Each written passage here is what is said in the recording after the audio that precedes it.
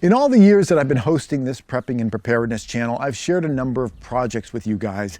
The goal of these projects has always been to try to share my love, my enthusiasm for prepping, preparedness, homesteading, and all that type of stuff with you and with the broader community. One of those projects was my Alien Invasion series. It was a fun kind of sci-fi action adventure. I created a family card game that you could play with your kids. I made a whole series about building my current house from the ground up when this was just forest all the way to a complete house day by day by day. I've made a lot of projects, but the thing I want to talk about in this video is a new project, and I think it is the most important project I've ever created. Better believe in your mind, 'cause it's everything. You could mold, shape, find almost anything. Hey everybody, this is Praxis. Okay, that's a lot of hype saying this is the most important project that I've ever created that I'm going to be sharing with you guys. And I think it's really merited because this is something that I've made for myself first. It wasn't until partway through the project that I was thinking, you know, I think a lot of other people would want to have access to this. This is a book. This is a book that I've been working on for several years. I started making it because there wasn't anything like this out there, and I think it's a really important preparedness book. In fact, perhaps the most important preparedness book. Important preparedness information isn't only information that is useful or valuable, but it's information you actually have it when you need it. And that's what this book is all about, is taking important information, especially the type of information that you're likely to forget, details and things like that, and putting it in a very small package so that you have it when you need it. I started thinking about this project when I was camping at one point. I was out camping, and whenever I go camping, I always have a couple of survival books with me, mostly just as like kind of enjoyment reading. When there's like a slow day, I'll be like, oh, I'll just read about how to gut an animal or how to build a shelter or whatever. During that one camping trip, I wanted to remember how to tie a specific knot.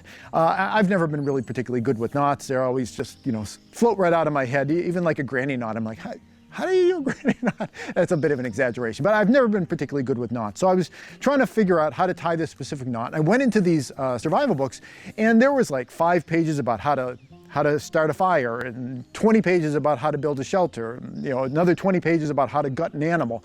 Any of those things, if you've ever done any of those things, if you've ever started a fire, if you've ever built a primitive shelter, if you've ever gutted and cleaned an animal, you don't really need a reminder about that after you do it for the first time. And anyone that's serious about prepping and preparedness should be practicing these skills at least occasionally so that you kind of have them in your back pocket.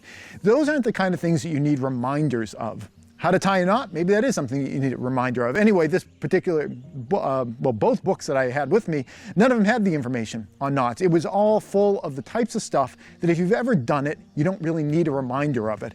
In the same way, I have my library at home, and my library at home is full of all sorts of preparedness books, wonderful books full of all sorts of really valuable information, but all those books take up an awful lot of space, and if I ever needed to bug out, or like if I'm camping, or if my house burned down, I'm not going to have access to all that information.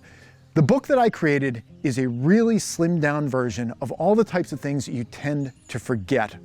I have knots in there for myself. I also have information on things like emergency radio frequencies. Everybody always says if there's an emergency situation, you always want to have a battery-powered radio. But there's a heck of a lot of frequencies out there. There's AM frequencies, FM frequencies, shortwave frequencies, and you can't just assume you're going to go through the dial and they're broadcasting nonstop on all of these emergency channels. They might be triaging power and they only broadcast every once in a while, or atmospheric conditions may not be ideal, and you can just scrub right past the channel that has the emergency information that you're looking for. So knowing what frequencies are common to have emergency signals on them is really important. And who's going to memorize that kind of stuff? Things like medications. Many medications are good 2, 3, 4, 5, 10, 15, 20 years past expiration date. But which medications are those? How long is any given medication good past expiration date? Now, there have been lots of studies that have been done on this, but let's say let's say it's just a small scale emergency. You've got someone and they need some kind of a medication.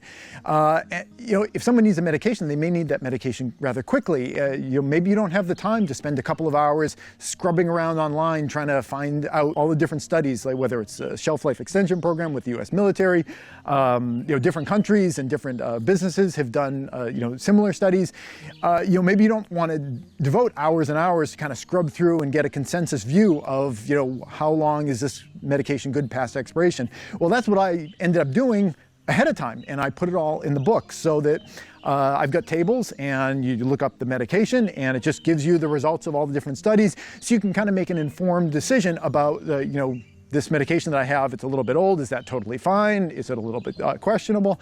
I did all that stuff, and I've got it all compiled there. There's all sorts of other things related to homesteading. I've got so many books on canning and baking and all that type of thing. Multiple books on canning, and I find myself always kind of going into like all my different books on canning. I want to can a certain thing, and it's like, oh, was this in that book, or was this in that book?